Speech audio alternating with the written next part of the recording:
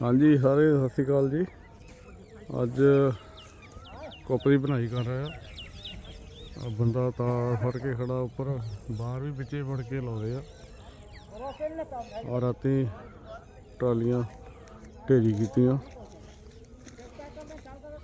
दूजा कुप एक होर शुरू किया कल का। 3 बंदे बिच बड़े हुआ कुप दे। बाकी पंडो पंड चक्की जाते बंदे 14-15 जने लगे हो अज। ठेकेदार चक दे काम नूं जरा बंदे 15-18 जने लगे हो कहते बस अज नवेड़ देना काम।